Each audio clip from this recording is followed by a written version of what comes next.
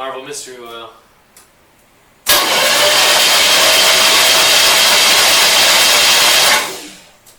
Since the old distributor cap has, well, a broken terminal, I popped it off and made a couple discoveries. So this car is supposed to have a point style distributor, which it doesn't anymore, but it has a even newer style distributor that has this extra plug in it. Eventually, I'll probably spring for a different distributor, but for now, it should work considering it was running with this distributor in the past. Out of the battery terminal and the cap, I pulled out this connector, which has a speaker wire to it, and basically traced it to this speaker wire thingy that's hanging out of the firewall, which goes somewhere in the car. So I'm going to forget about that for right now. What I'm going to do is I have a better looking rotor, a better looking cap. I'm going to replace both of those used pieces for now, put on used spark plug wires, and then I'm going to hot wire the distributor using a wire off of the battery, just ignoring all the rest of everything else. The only thing the key will do is turn the starter. From there, we can put a little bit of gas down the carburetor and see if we can't get the engine just to sputter a little bit. Hopefully we'll be okay. I know that they had to hot wire, or they had to change up what went to the distributor. I mean, here's 3 wires, a yellow, a red, and a blue. This is probably what went to the old distributor, but I don't know what direction I'm going to go with. It really depends on if the motor is good or not. So here are my good but used cap and rotor. I cleaned them up a little bit, but you know, the inside's fairly decent, kind of dirty, but the little tabs are what's the important part. That'll all clean up really nice. Eventually I will replace it depending on which distributor I decide to get. Haven't decided that yet, but for now we're going to use the HEI cap just to get the engine to run. So I popped the top off of the old distributor cap to find that a lot of water has been down in this coil. The coil still might be good, but there's all kinds of rust all around it, so I'm going to opt to use a different coil. Hopefully it's still good. But this one, I think I'm just going to leave this one alone for now. Maybe go back to it in the future. Probably not, though. It looks, even the rotor, here it is. You see how it has that rust down inside of it? That's from water dripping down through this onto this. So I think I'll just leave it alone. It's all made in USA stuff. I don't feel like they make that stuff like that anymore.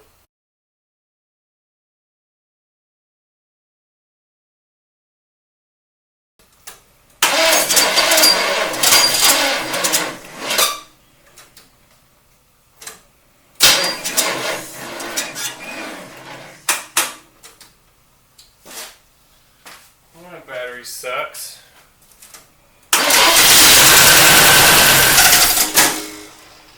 What is making that noise? Is it a belt? Is it the starter?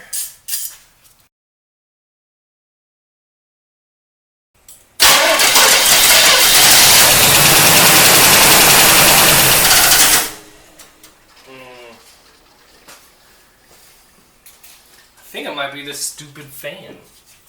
I don't know what it could be hitting, but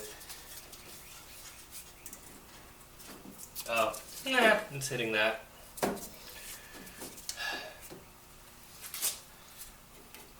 Let's try it again.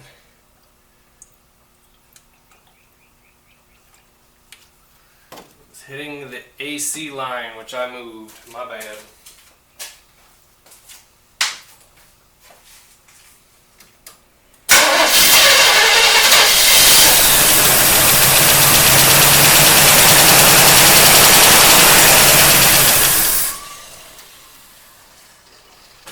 Alright. It sounds really good. Let's see. Ooh, and it smokes like crazy. Smoky out there. Alright, for the first 10 seconds it ran, it sounded really good. I think we only got oil out of one push rod, but again, since I pre-oiled them, it's okay. They can run just a little bit. I think the lifters need to pump up. They haven't pumped up in a long time. We're not getting much out of this side either.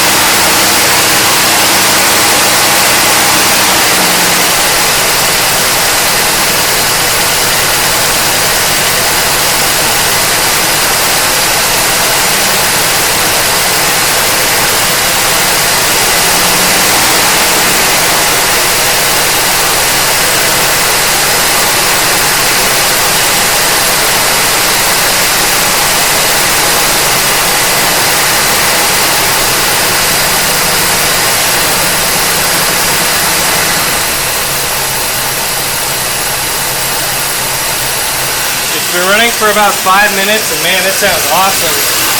But the best part, you can see all this oil coming up on all the rocker arms.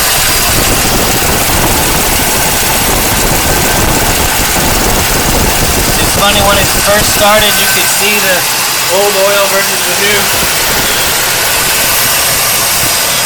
Yeah, we look good all the way down.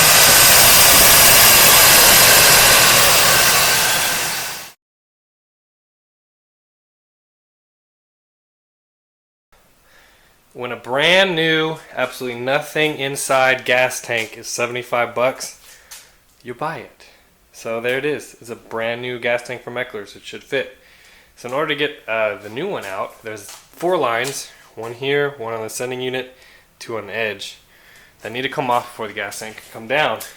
I was like, all right, I'll get my screwdrivers out and, you know, and see what kind of hose clamps I can get off. But take a look at this.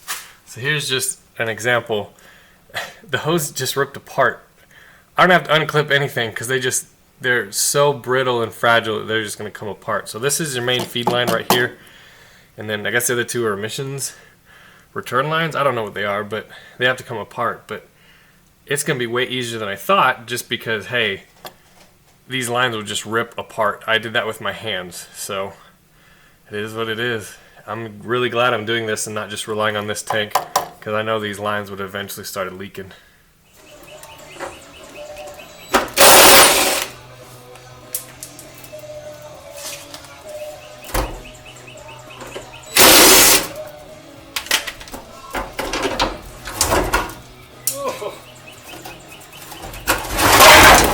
There we go. That's what I thought was going to happen.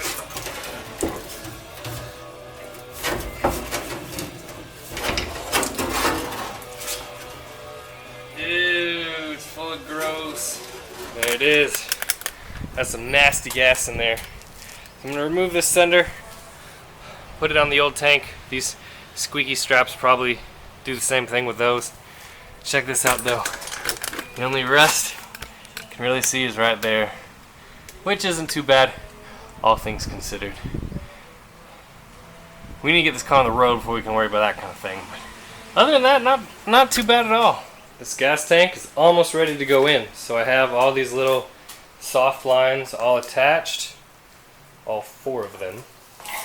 I have the sender put in, and I tested and made sure that the sending unit works. It's going to run the gas gauge, not worried about that. And I blew air through this line so it shouldn't get clogged.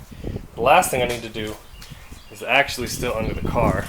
I don't know what all these lines are for. See them all up under there? They go to those ports on the gas tank, but the problem with them is that they're all cracked and broken. So hopefully I have enough fuel hose to replace those, but it's going to be kind of a pain in the butt to get to them. But I'm guessing they're emission stuff. That's the only thing I can think of. But I'll get them replaced. It's just something, if we're going to do a fuel line, repair, let's repair all of them. I've come to the conclusion I think this is a factory piece of hose, because there's 2 clamps on it that are factory style. Now, somebody who knows Camaros better than me will probably chime in and tell me if I'm right or wrong. But what I'm going to do is cut this. Let's see if I can get anything out of it.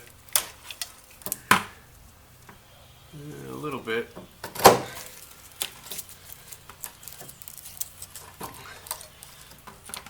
There we go. Well, here's your answer. GM gas. Says so right there. Factory line. We're going to clean it up, fix it, since we're under here.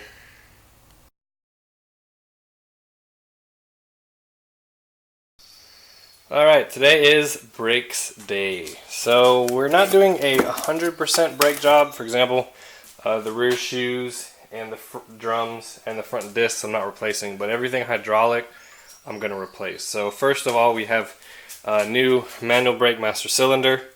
We have 2 new front calipers. We have new pads for the front calipers. We have 3 new hydraulic hoses, and then in these boxes are the wheel cylinders for the back. So we will get them put on, bled, and installed, and hoping by the end of the day we'll have brakes on the car. That's the plan, at least.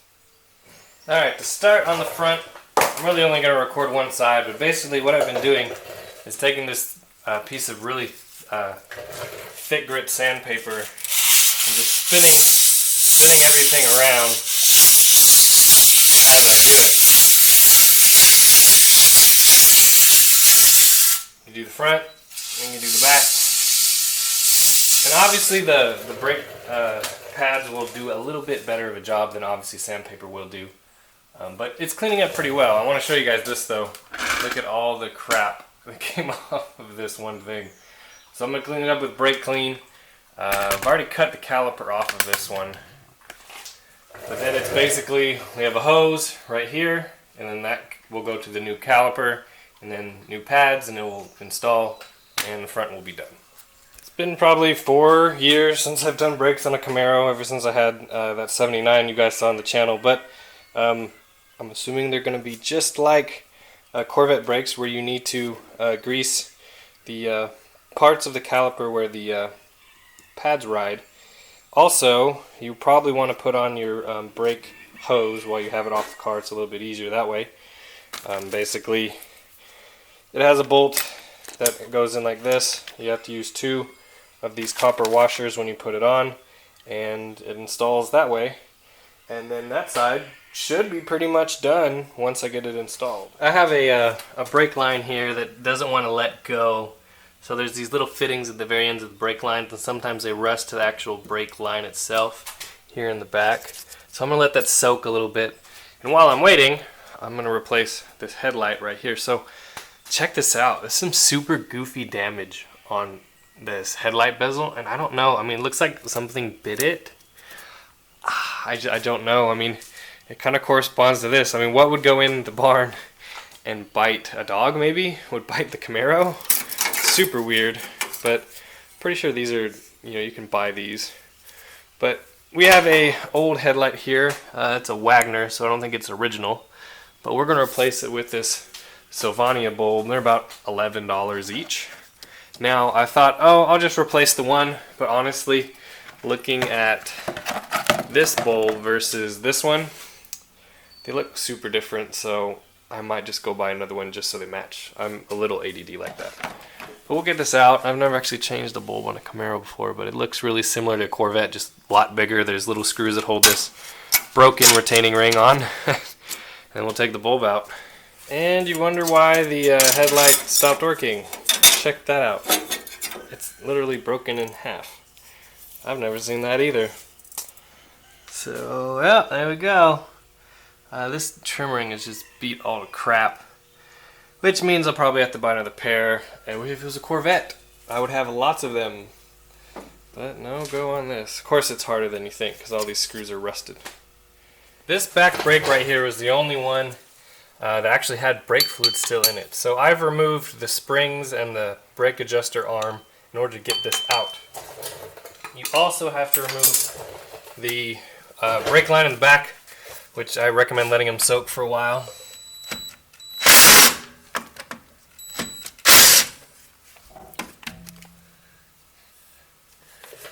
Alright, move the shoes apart. Take this beast out. Oh, we got leakage, which is not surprising.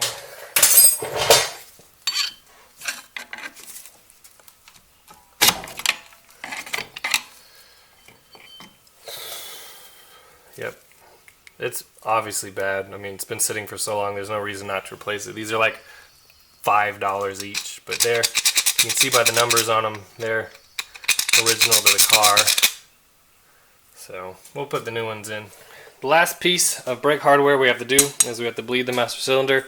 Basically, we need to get all the air out of this because this is the highest point of the brake system, and then everything else that we bleed out from there, the air will escape and we don't have to worry about air inside this piston that's in the bottom. So pretty simple. You just take a screwdriver like this and you press in there. If I could do it with one hand, it would be nice.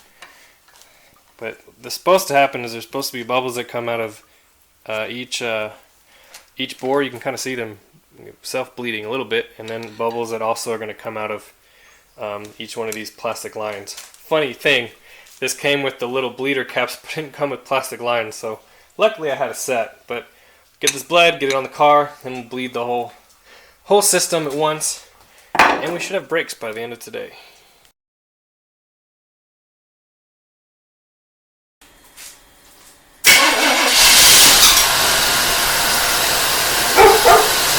Not bad, huh? Not bad. Keep running, keep running. Nope.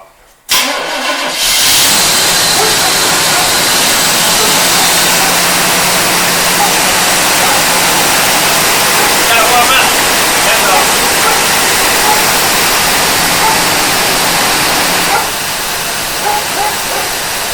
Alright, you ready to see if it moves?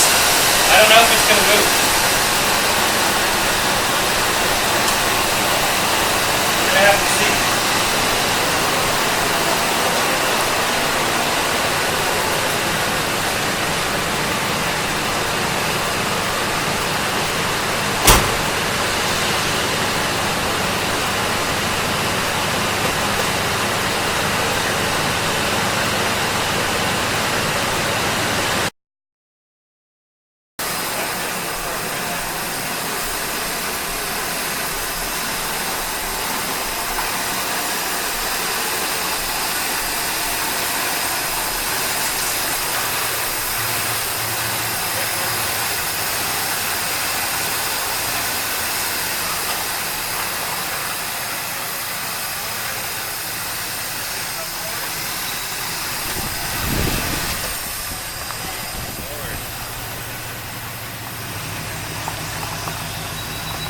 I need to fix that choke because it keeps popping it up in the high idle.